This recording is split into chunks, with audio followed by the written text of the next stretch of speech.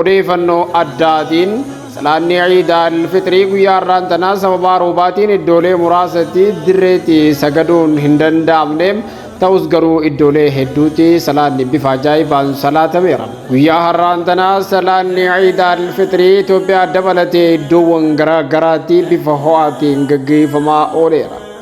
Salaanni ciida alfitrii kan amma argaa jirtan kun wiirtuu qaroomaa fi guca islaamummaa kan taate Jimmaadha.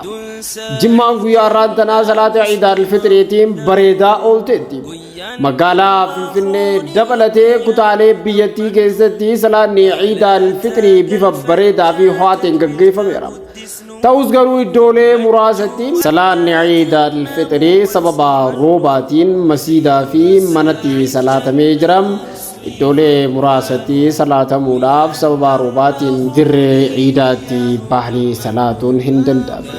Bareedinni islaamummaa guyyaa irraantanaa calaqqeen biiftuu ifa islaamaa kan sunnaa ergamaa rabbii sallallahu alaihi wasallam magaalota Oromiyaa hedduu dabalatee Itoophiyaa keessatti iddoo adda addaatti calaqqeen mul'achaa ooleera.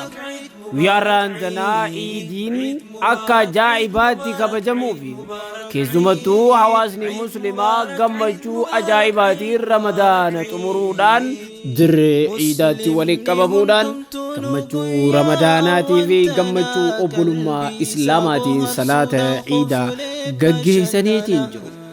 Imaamonni keenyaa fi akkasumas hawaasni keenya kanneen ayyaana ciidaa bifa nagaaf tasgabbii qabuun bifa obbolummaa islaamaaf tokkummaa islaamaa ibsuun gaggeessitanii dabarsitan hundaan galatoomaa kan jennuun ta'a. Hawaasa islaamaa hunda kanneen addunyaa mara irratti argamtan kan funyoon shahadateenii walitti ni hiite. Ayyaanni ciida alfitriidhaan ayyaana kabajamaa, ayyaana jaalalaaf obbolummaan itti dagaagu, ayyaana nasriin islaamaa itti dhuftu nuuf haa ta'u isiniin jennaan. Hunda keessan kan addunyaa mara irratti argamtan musliimoonni hundi ciid mubaarak.